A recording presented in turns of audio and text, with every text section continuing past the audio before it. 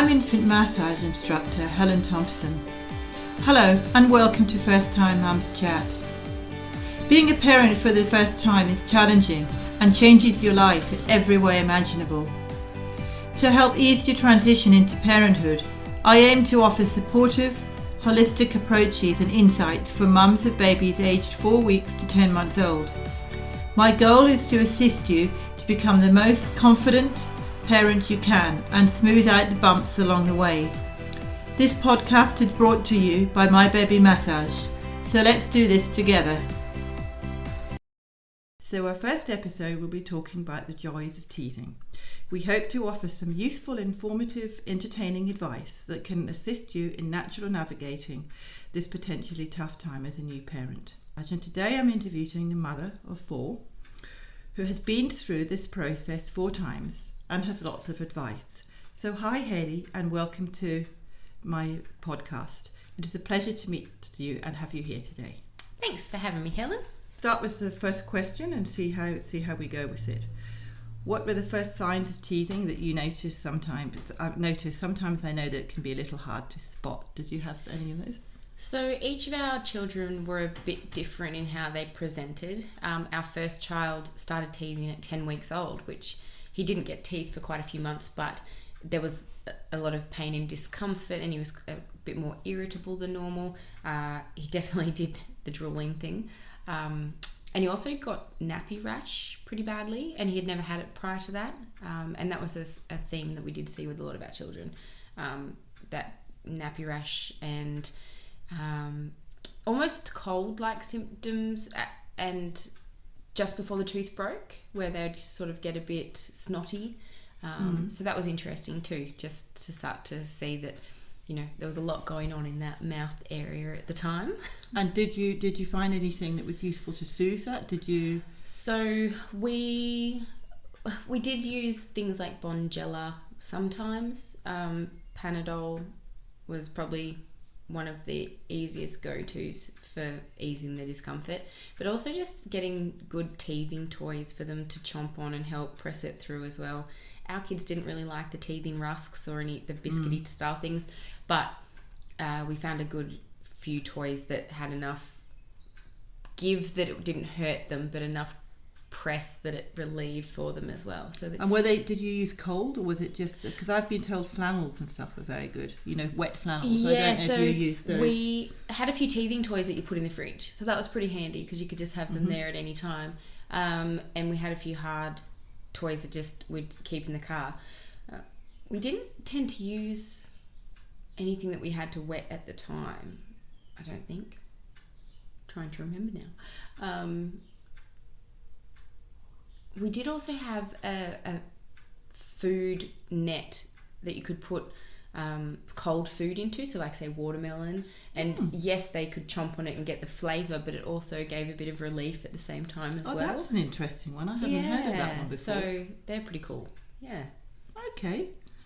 Have you ever come across amber necklaces before? Did you think, because I've had so many people asking me whether they work or not, and I just wanted to check with you. Did you find they were useful? We personally didn't use them, but I have a number of friends that swore by them, and they felt that their kids had great relief from them. So it was just something for us. I didn't see them for sale at the times when we needed them. Would be the bigger thing, because they're a lot more popular now than they probably were. Well, our eldest child being 10, but yeah, so I have friends that have sworn by them and had great success, but we personally didn't try them. No, I just wondered because somebody asked me about that the other day, and I just thought I'd mention it. Yeah. Because in childcare I've seen them used, but I don't know how useful they are, so I just thought I'd ask. What else was I going to say?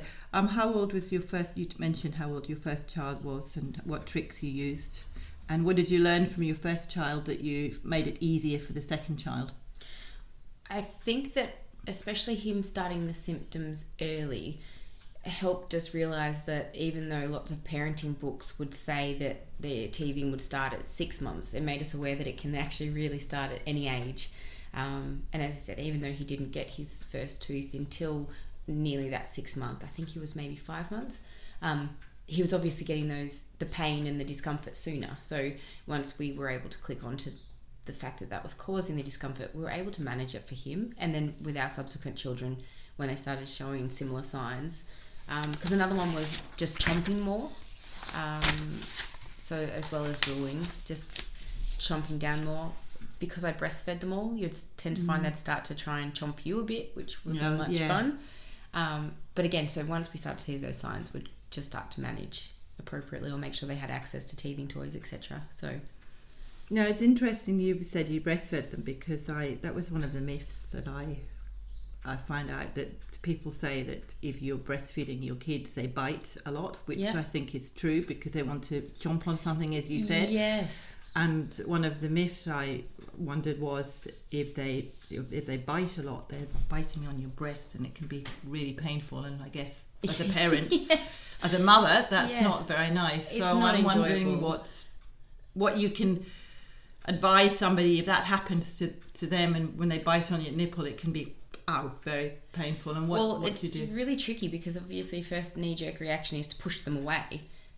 Because you've just been hurt. Yes. But I would say if they start to gnaw, is just stop them feeding and distract them with something else, and then try again later. Because especially if you get upset because it is painful, it's not going to be pleasant for either of you. So you don't want to end up with feeding aversions for you or the baby. So I think that, just kind of putting a pause on the feed and then distracting with a toy or with something else for a bit and then returning. Yep, that seemed to work for us.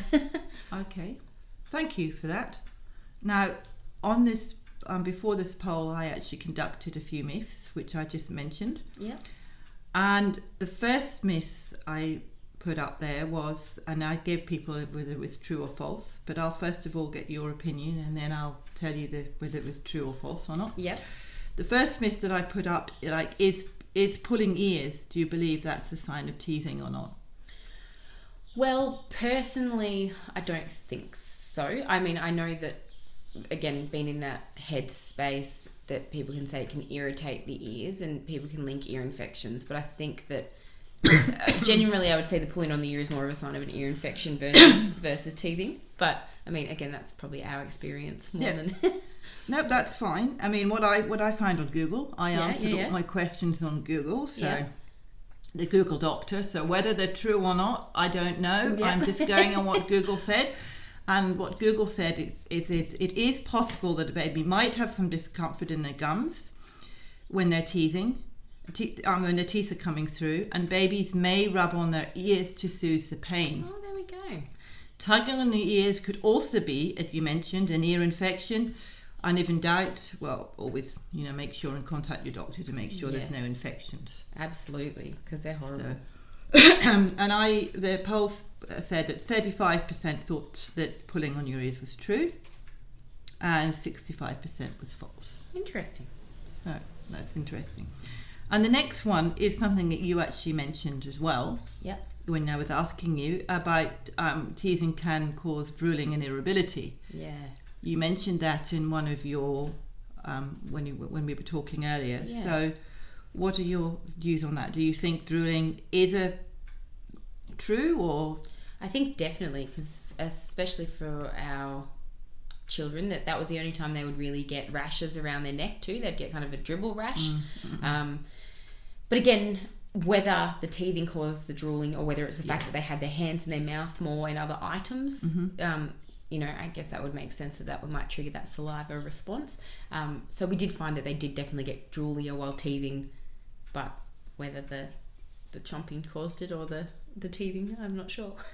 Well, this is something that this is not actually in here, but it's something I actually read, that with drooling, it's all that's what causes the diarrhea. Well, that's another question, but it's something that I read on Mr. Google. Yeah. That when you're swallowing, all that saliva is actually going through and it has to come out. So that's what actually causes a nappy rash. Yep. But that's what I found out on Google. So that's what we've always thought too, though, because the texture of their stools definitely does change. And it would make sense because, as you say, all of that saliva and mucus has to go somewhere. Yeah, exactly. But what Mr. Google said on the drooling and irritability is that teething pain or discomfort may cause your baby to wake up during the night. It's common for a teething baby to drool a lot when teething, and experts say that the extra saliva can help to soothe the tender gums. Drooling and irritability are the most common symptoms associated with teething. Oh, that's really interesting.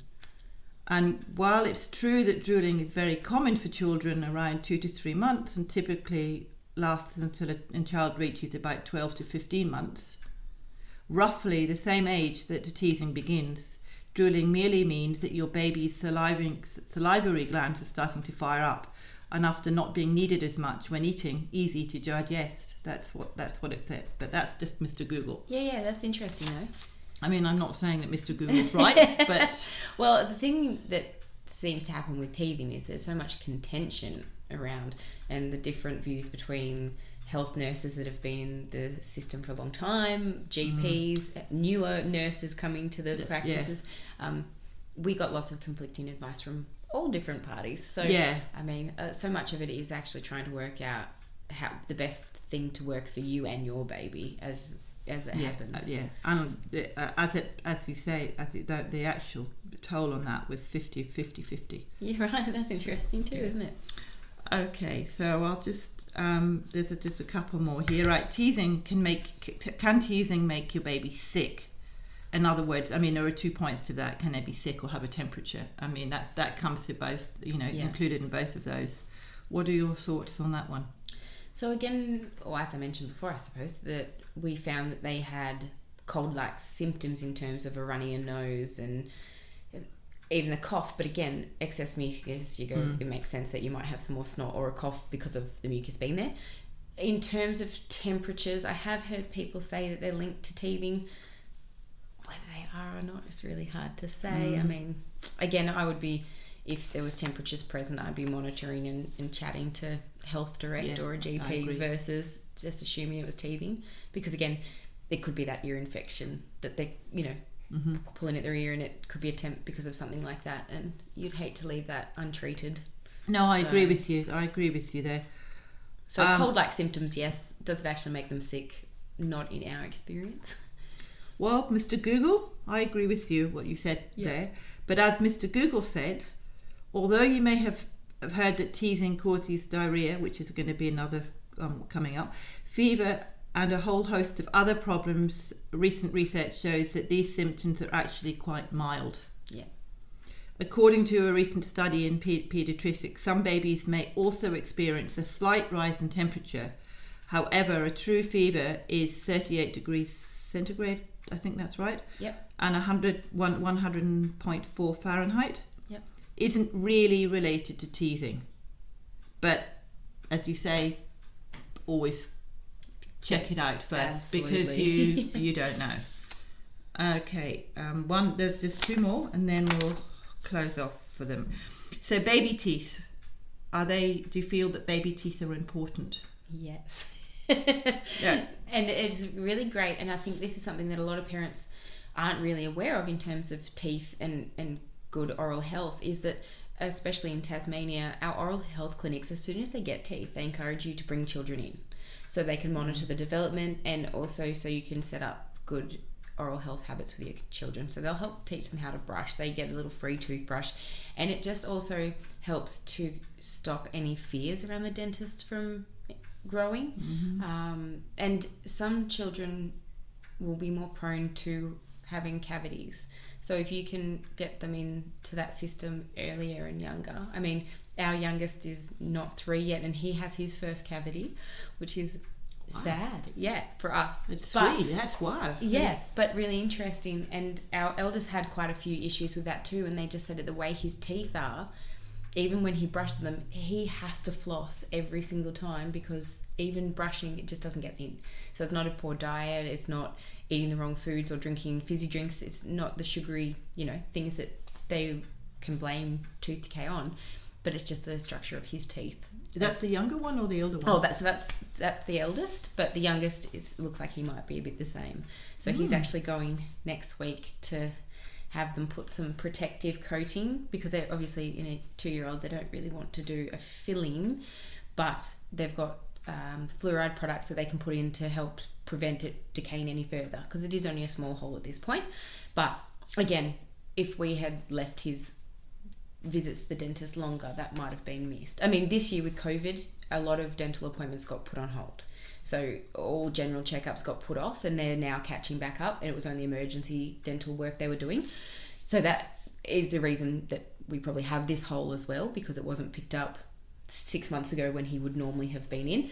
But anyway, it is, so from the first time they get teeth, and especially by 12 months of age, they encourage you to start attending. And in Tasmania in particular, I'm assuming it's the same for the rest of Australia, it's actually free for children under 18 to access dental health anyway. So it's not a big cost or anything, it's just you get to go along and make sure that there's nothing. I find that very interesting, because I didn't know that little kids got fillings. Yeah. That's... Yeah, so really interesting. I mean, I knew when your big teeth start coming in that if you've got a filling, they'll deal with it. But that's something I didn't know. And I only learnt the other day too that by 7, the molars you get when you're 7 are actually adult teeth.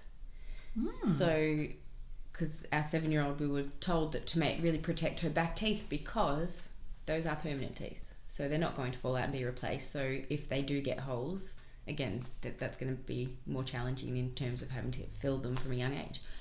So that's interesting too. That is, I mean, I knew it was important to brush your teeth when they first came out. I knew that but I had no idea about the filling. Gosh, that's... Really I've learned something new. I've learned something new on that one. Okay, well, that was the toll for that was true, 70% true, and 30% thought it was false, that they weren't important, which is interesting that it was that. But Mr. Google has basically said what you've just said. Yes, your baby's primary teeth are temporary and will eventually fall out. However, they have many functions beyond looking adorable. Yes. Baby teeth are essential for eating and getting proper nutrition for the structure of the face, and for holding space for the adult teeth to come in properly. If a tooth is lost too early because of decay, the other teeth could shift, so there's not enough space for the adult tooth to grow. And another reason is that the tiny teeth are critical for your baby's speech development. So they'll need to have their teeth looked after. And it also helps with making the sounds like the L and the T and the sh as well.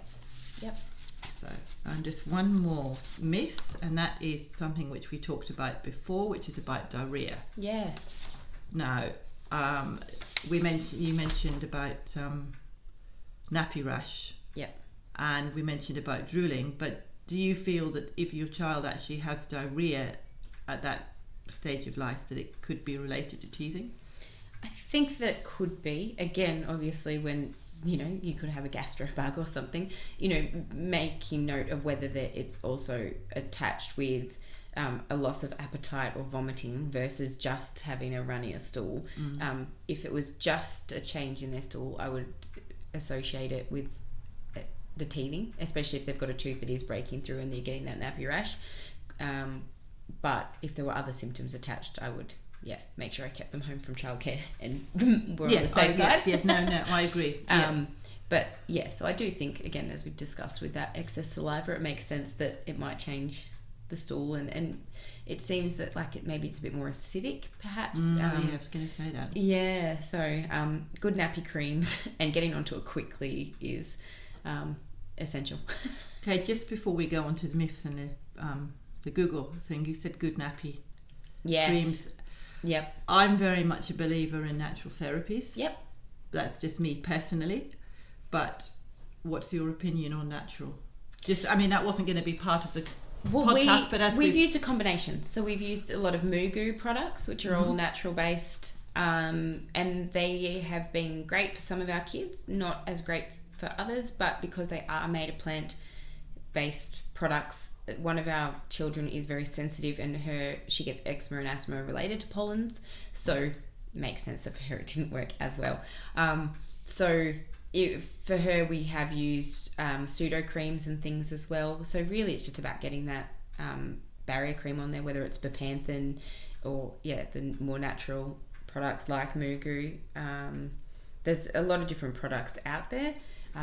Personally, we've stayed clear of a lot of the big brands in baby products. So we've never done baby oils or even baby powders and things, because there's a lot of extra bits and pieces in there that we try to avoid. But sometimes it is just trial and error, and a lot of products you can get in sample sizes and just see if they're going to work for your particular child. But we also did use cloth nappies though, and that made it trickier, because with so we used modern cloth nappies, so you don't have to soak them and there's no pins. It's all you insert an absorbent pad inside, but those barrier creams will coat the nappy and they'll stop being absorbent. So then using liners, so we had bamboo liners to go over the top as well. So just being mindful too of the nappies you're using, and even if they're disposable, sometimes they can cause some irritation there too. So just making sure you're choosing the right product for whatever nappies you're using. That's another interesting topic which I might add in another podcast later, but that is, nappies are actually very interesting. They are, aren't they? So personal preference is a big thing, but I think natural nappies are better. I don't anyway. Well, that's another topic, so let's go down there. So 60% said true, and 40% said false on that one. And that's basically what you said. And our favourite Mr. Google, said many believe that its increased saliva produces during teething can cause stools to become slightly loose, as we mentioned before, and to keep in mind that diarrhea can be a sign of a more serious infection, so contact your doctor just to be sure. And if the stool becomes watery, because your infant could be at risk of dehydration. I mean, it's most of it's common sense. Yes, but it's just something that I know people always ask. Absolutely. And teething's such a tough topic because every child is different. Yeah. And again, as I said, like different ages that they start and finish, and and some will be really lucky and get multiple teeth at once, which is great. There's a couple of ours have done that, where they break through 3 or 4 at once and you get it over with really quickly. Yeah, but it is more painful at the time. I was about to say that. It's probably more painful for them to do that. Yes, but it does get it over with. But then I've got a friend, and her son is 15 months and he's got 1 tooth. So that's that's so different for every child. And there's nothing to worry about. As long as you go to the dentist and you make sure that we're okay, there's actually nothing. No. If your child doesn't have a tooth at 1 year, I guess there's no cause for alarm, provided that you have regular checkups and the dentist can inform you on what's happening. And a health nurse at that point, you're generally still seeing a health nurse, and they'll help direct as well, because there could be some things that are needing to be checked over by a dentist, but they'll help advise on that anyway, which is great. So we're really lucky that we have access to all of those things for free. We're pretty lucky that cost doesn't have to be a barrier. In Tasmania and in Australia especially, because dentistry is very expensive. Yes, it really is, and knowing that cost doesn't have to be a barrier while they're children, especially up to the age of 18, that's a really great thing, that doesn't have to come down to cost for parents as to whether they get their children the help they need or not, which is always a good thing. I hope that's the same in America, but I don't know that. No, I'm not sure either. Anyway, thank you for your time, Hayley. I really appreciated the chat. It was really good I've learned so many new things. Which is good. And hopefully it's helpful to some of the other people out there that listen. Okay, well, thank you very much, Hayley, and look forward to catching up again soon sometime. Lovely, thank you.